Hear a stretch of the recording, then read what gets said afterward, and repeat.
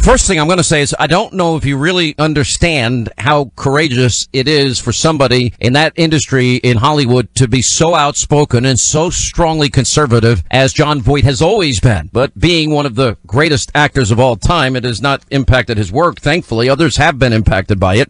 He called me yesterday and I said, you know what you did here has just been amazing. And you can hear it just, it comes out of his inner soul how much he loves this country. Jon Voight is back with us. How are you, sir? I bet you're very happy or relieved as I am. I am indeed, Sean. And, we go back a little bit. I can say that, we've had many little adventures and always I've been in awe of you. But I have to say thank you on behalf of the world, really, for all of the effort that you put in over the past months. There's nobody like you, Sean. And I know you'll give me a compliment and we'll trade this kind of thing. But really, there's nobody like you. You really did save the country. You were the only one who consistently stayed positive. You never wavered. You stayed true to Trump, and everybody was against you, and everybody was against Trump. The whole world seemed to be against you, and there you were. Your God-given energy never wavered, and because of your relentless God-given energy and never wavering, you saved the world. That's the way I look at it. I have a little group of people, a family, very lovely family, and the father and mother of that family in their 80s now are completely crazy about you, and they kept saying, this guy should get the Nobel Prize. and I agree. Yeah, you're being too nice. If the Nobel Prize represented the truth, you would get it for sure. It's very funny because I don't read a lot of the negative chatter about me, and I was very, very disappointed with all these never Trumper people and, people people that were willing to let Hillary make the next Supreme Court appointment. And there's no such thing as a perfect person on the face of the earth. I've always said we've all sinned and fallen short. I know I have. And I looked at their arguments and then they would attack me that I was doing this for ratings and doing this for this and some other motivation. Imagine, huh? But they don't understand me. And I don't think I think people understand you when they hear what you just said. And that is, I don't like the fact that so many of our fellow Americans, Mr. Voight, are suffering in poverty, on food stamps, out of work, out of the labor force, lowest home ownership, doubling our debt. And I always like Trump's agenda. I believe that cutting taxes will stimulate economic growth. I love that he picked up the phone. When have we ever had a president or president-elect pick up a phone, call an American company and beg them to stay here? And now we saved, it's not, all right, 1,000 jobs. It's still 1,000 lives that are going to be better because Carrier air conditioner, after calls from Donald Trump, decided to stay. Now, I'm only going to buy a Carrier air conditioner the next time I need an air conditioner. You bet, yeah. It's many people contributed, and like our friend Ted Cruz came around, and he in the end made a difference. He was one of those that was on the other side and then came out of silence and was supportive. So many people, saw a way to contribute to this.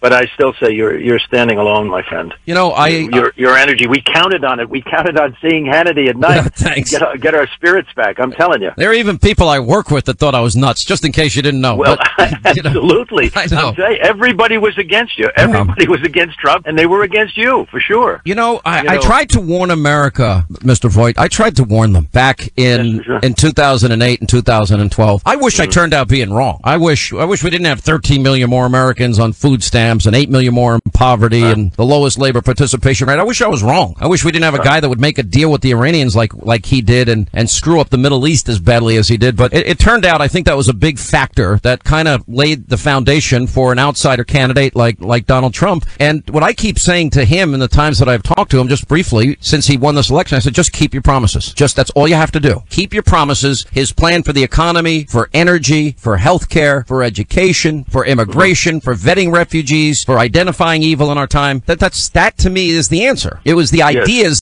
that I supported more than the individual, because I think the ideas will work. Well, you can see that it's making, even now it's making a difference. And they're trying to portray him as in chaos. He's not at all. He's way ahead of the game. He's ahead of the other the two preceding presidents in terms of making his picks, and the picks are making all the difference. This thing with Carrier air conditioning had a lot to do with his choice for vice president, Governor Pence. Yeah. And, he has a tremendous team of people already assembled, and hopefully the next ones will be, just as powerful. It's very funny. I mean, I feel the example of Donald Trump's winning is spread throughout the world. That in itself has become a motivating factor for countries throughout the world that says it's possible to get, to clean things up and take care of the corruption and get into a prosperous mode. Listen, and take care of, and identify the enemy and provide a safe future for our children. You know, I think you understand as I do this whole middle America phenomenon, and that is, you know, I've traveled to every state except Alaska in this country, and I'm going to, hopefully before I die, I'll make a trip up there and do a little salmon fishing or something. Maybe I'll call Governor Palin and go hunt a moose with her. Right. But the thing that I love about meeting people is, you know, they remind me of my parents and my grandparents, just good, solid people. You know, they believe in God, faith, family, country, and they're not perfect, but they work hard and they play by the rules and they pay their taxes and they provide goods and services for other people. And what I feel has been missing more than anything else is the rungs of the ladder that allowed, you know, Sean Hannity, a 10-year veteran in restaurant work, a 10-year construction worker, to climb that ladder and achieve dreams that I never even imagined. You know, I just want the rungs of the ladder put back up so everybody else behind me can climb up as well. You bet. And they know us, John. People know your heart. You know, I was just excited to meet you early on, several years ago, and to go on those freedom concert that you established, because you saw the waning of patriotism coming from, our representatives, and the people needed to be able to express their patriotism, and that allowed them the opportunity. And those concerts are still cherished to this day. I get comments, I wish those concerts would back. I wish Sean had come, put those together again so we could express ourselves and have. Yeah, we might. I might do one at some point. One of the reasons is everybody's struggling so much financially. I hate. Oh, listen. Yeah. I hate asking people for money. I can't tell you how many times people have come into my office. Hannity, I got a great idea. We're going to sell T-shirts and pens and I'm like, get out of here with that stuff. I don't really want to sell it. Right. But you'll make a lot of money, and I'm like, yeah, but I don't want to ask people to buy stuff. I just don't want to do that. It's just my own personal view on these things. And the good news is, look, we have a long way to go. I think cleaning up this mess that this last president is leaving us is going to be a pretty monumentous task. And, I think Trump is up to the job. One of the things I really like about the guy is he never stops working. I mean, yeah, he's extraordinary, isn't he? When I talk to him, what time I talk to him?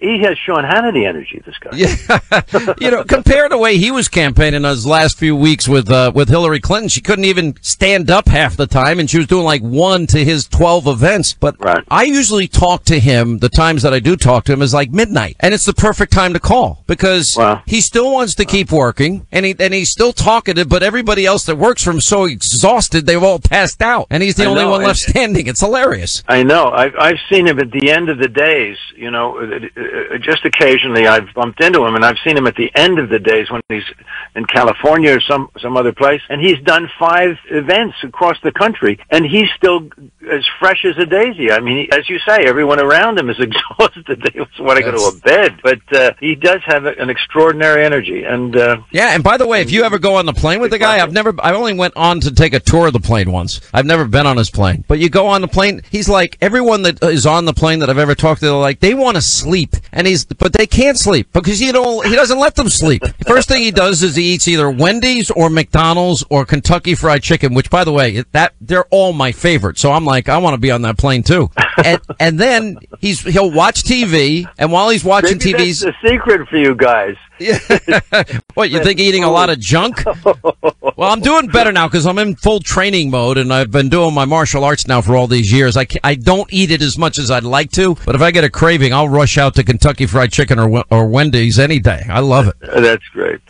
How are you doing? Now, I know you got the hit show Ray Donovan on Showtime, and I know you've got all your movies that you're doing. How's everything going for you? You work hard. Everything's good. Yeah, I keep going. I can see, I just want to, this was a big blessing for our country and the people who worked as hard as we worked. And I don't say that I'm. No, you did. You worked very. Listen, you put everything on the line. We are so. I'm so grateful for this turn of events that the country has a new birth, and it's going to be back in a situation where the world is blessed to have leadership come from the United States once again. Yeah. And from the founding principles that have given us so much prosperity and guidance, they're still intact. So anyway, I'm just in a grateful mode. I'm just so grateful. Yeah. And where did you only in all of the work that we did, I know that you felt the same way. We're thinking not of ourselves. We're thinking, and especially myself. I mean, I'm toward the end of my life, and I want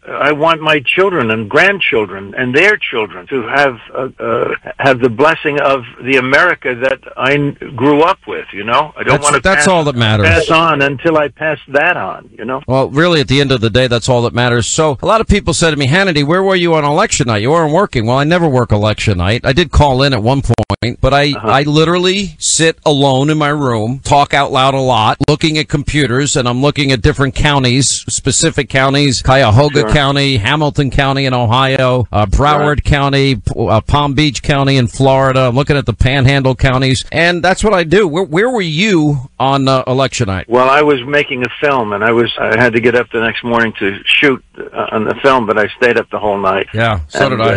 And it was an amazing night. What an amazing night! It's one. This whole chapter is one that is going to be an interesting history for people to read in the future. You know, it's give them hope as well. I only get mad at myself for one thing. I was telling my audience for weeks, don't pay attention to the exit polls. And the second wave of exit polls came in, I actually said, we're done.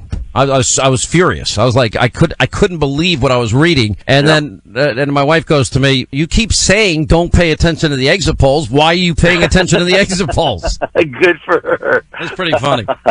All right, Mr. Jon Voight, one of the great actors of all time. If you haven't picked up Ray Donovan yet on Showtime, it's such a great show. I love your role in it. I love your acting and everything you do. Thank you for being with us. Also, thanks for being a patriot. I know you put everything on the line because it's not exactly PC in Hollywood to have your opinions. You did. When that's the thing. You really were right out there. And as you say, not everybody at Fox was in your corner on that either. And you led the way and became this ray of hope for everybody to keep going. Well, you're being really kind. God bless. Anyway, that I've said it over and over, but I'll keep saying it privately as well. I tell all my pals that, Thank that's you. it. I mean, we know where it came from. Thank anyway, you, my lad. God bless you. Thank you, my friend.